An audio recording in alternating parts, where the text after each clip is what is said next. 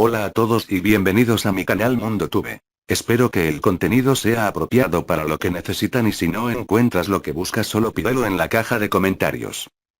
Espero que este vídeo les guste y puedan compartirlo con sus amigos en las redes sociales. Me gustaría que se suscribieran a mi canal y les den me gusta al vídeo, para que así me ayuden a seguir creciendo y con el crecimiento también poder seguir subiendo más historias como estas y tutoriales. Y hoy les hablaré de la ufología en general. Bueno.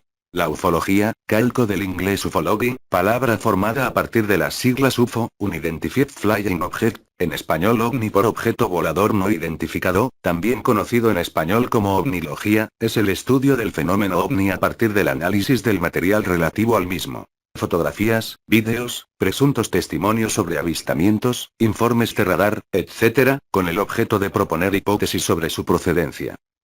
La ufología es un movimiento de investigación de fenómenos aeroespaciales anómalos, que pueden estar asociados a fenómenos meteorológicos, tecnología aeroespacial humana o posible tecnología espacial de origen extraterrestre. Esta se encuentra relacionada con temas tales como los presuntos reportes de abducción, las visitas de dormitorio y los fenómenos de tiempo perdido, así como los círculos en los cultivos o crop circles, ya que una hipótesis atribuye su creación a tecnología extraterrestre, mutilaciones de ganado ocurridas en diferentes países, el proyecto Majestic 12, etc. Si bien en algunos casos puede no haber de momento una explicación científica coherente, en muchos otros se ha demostrado que se trataba de hechos falsos o tergiversados, preparados para engañar a la sociedad y tener repercusión pública. Etimología editar. Según la Real Academia Española, ufología proviene de la palabra inglesa UFO, en español ovni, y la terminación griega logía, es decir tratado, estudio, ciencia. Por lo tanto, etimológicamente ufología significaría el estudio de los ovnis y su expresión correcta en español debería ser la ovnilogía, pero este último término no lo recoge la RAE en su 21 edición. Sin embargo, la definición dada por la propia RAE es simulacro de investigación científica basado en la creencia de que ciertos objetos voladores no identificados son naves espaciales de procedencia extraterrestre. Tanto es así que la ufología, como la medicina o la biología, reporta casos positivos y negativos. Pero, cuando se trata del estudio ovni, un caso negativo es aquel del que se ha podido determinar su procedencia y un caso positivo, por lo tanto dentro de su ámbito de estudio, el que no se ha podido acreditar su origen. Ballester Olmos, 2000. Apartándose de los barbarismos, los seres que viajan en los ovnis se denominan ovninautas, Wilton Witte, 1977, p. 26, y no ufonautas, como correspondería a su derivación del anglicismo. El tener una palabra propia para dichos supuestos tripulantes es debido a que la ufología tiende a identificar a los ovnis con vehículos tripulados, sobre todo extraterrestres. Historia editar. Artículo principal. Objeto volador no identificado. Joseph Allen Hynek, izquierda, inventor del acrónimo UFO. La ufología surgió poco después de la gran oleada de observaciones que trajo el final de la Segunda Guerra Mundial. El 24 de junio de 1947, Kenneth Arnold informó sobre 9 inusuales objetos volantes en formación sobre las Mount Rainier, en Washington. Trató de informar al FBI, pero al encontrar la oficina cerrada se dirigió al periódico local. El periodista Bill Beckett durante la entrevista confundió la forma de los objetos, parecidos a un boomerang, con la descripción del movimiento que parecían hacer, es decir, como platillos rebotando sobre el agua. La confusión sufrida por Beckett dio lugar al conocido nombre de platillo volante, pero dicha denominación no era del agrado de muchos científicos, entre ellos el astrónomo Joseph Allen Hynek. Tras la observación de Arnold, muchos otros ciudadanos declararon haber visto también objetos sobrevolando el cielo de los Estados Unidos.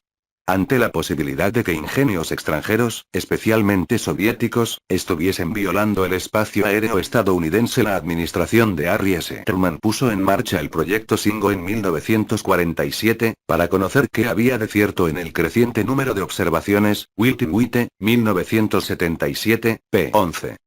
2 años después los militares rebautizaron dicho proyecto con el nombre de Proyecto Fastidio, Project Grudge en inglés por el sentimiento que tenían las fuerzas aéreas estadounidenses hacia él. Sagan, 1997, p. 100. Al final del mandato de Truman, 1952, las investigaciones serían encuadradas en el Proyecto Libro Azul. Los gobiernos de Dwight D. Eisenhower, John Fitzgerald Kennedy y Lyndon B. Johnson, quien cerraría el proyecto. Uno de los directores de dichos estudios, Joseph Fallen-Nimek, dio una definición más genérica para las observaciones, llamándolas objeto volador no identificado, del inglés Unidentified Flying Object UFO, de donde proviene la palabra ufology y de esta el término español, como se ha dicho. Pese a que la USAF y la mayor parte de los científicos involucrados en el tema concluyeron que tras los ovnis no se oculta ningún fenómeno desconocido de la naturaleza ni son prueba de la presencia extraterrestres, un pequeño grupo de investigadores como el propio José Fallen-Nimek, no estuvieron de acuerdo con estas conclusiones y siguieron investigando por su cuenta. El informe tipo de la ufología editar. Portada de un informe automovilístico. Los informes son la base de la ufología. En el apartado Etimología se ha indicado que la ufología estudia los objetos volantes no identificados, por lo tanto es condición previa la existencia de un identificador, una persona en la mayoría de los casos. Para tener cierta certeza de estar frente a un ovni se precisa de un informe o relato que no aclare la procedencia de lo visto. Wilton Witte, 1977, p. 20, indicaba que dicho informe o relato debería contener al menos 6 apartados básicos. Localización de la observación con lugar, fecha y hora de la misma. Datos de la observación donde se indique la longitud y tiempo que duró. Ubicación del ovni con información sobre su ángulo en el cielo, su orientación respecto a los 4 puntos cardinales y un dibujo con la forma del objeto. Descripción del ovni aportando la forma, el sonido, el color, el movimiento, el número de objetos y el brillo comparado con otro cuerpo conocido como el Sol, la Luna, Venus, planeta, o similar. Datos del observador para identificarlo e incluso volver a contactar con él por medio de su nombre, dirección, teléfono. Condiciones atmosféricas existentes en el momento de la observación, sobre todo el grado de nubosidad, la temperatura, el viento y las precipitaciones, además de cualquier otra considerada interesante. Dicho informe puede ser complementado con la grabación sonora con él o los testigos, para después transcribirla y repasarlas las veces que sea necesario. Pero cuando la observación ha provocado reacciones, como la movilización de algún tipo de medio, resulta de gran importancia reunir los registros que puedan haber dejado dichos medios, caso del informe del radarista o el controlador aéreo, pilotos que hubieran salido en misión de scramble, el tacógrafo de vehículos terrestres si fuera posible y un largo etcétera. Si el aparato ha dejado alguna huella, lo que José Fallen-Nimek catalogó como un encuentro en la segunda fase, se pueden adjuntar fotografías, mediciones, análisis geológicos, biológicos, radioactivos. Como en tantas otras disciplinas donde la información juega un papel esencial, un punto de gran importancia es la verificación de los datos recogidos utilizando varias fuentes, además de la principal. Esto es debido a muchos factores, entre ellos a las distorsiones que provoca la percepción y la memoria humana. Ufología vs Ciencia editar. Se ha propuesto cambiar el nombre de ufología por el de ufolatría. Para los defensores de dicho cambio, la ufología no es una ciencia ni una disciplina, sino una forma de fe religiosa. Dicha petición se asienta en varios puntos, entre ellos un deseo confeso de que las observaciones sean visitas extraterrestres. En cualquier caso, la ufología es catalogada por varios autores como Carl Sagan, 1997, como una pseudociencia por los siguientes motivos. El primer problema que se apunta para que la ufología sea algo más que un coleccionismo de relatos radica en carecer de objeto de estudio. Todas las ciencias se marcan un objeto de estudio determinado. Incluso ciencias de contenido muy amplio, como la biología, se centran en un campo del universo concreto. Para el caso biológico serían los seres vivos, desde bacterias hasta cordados.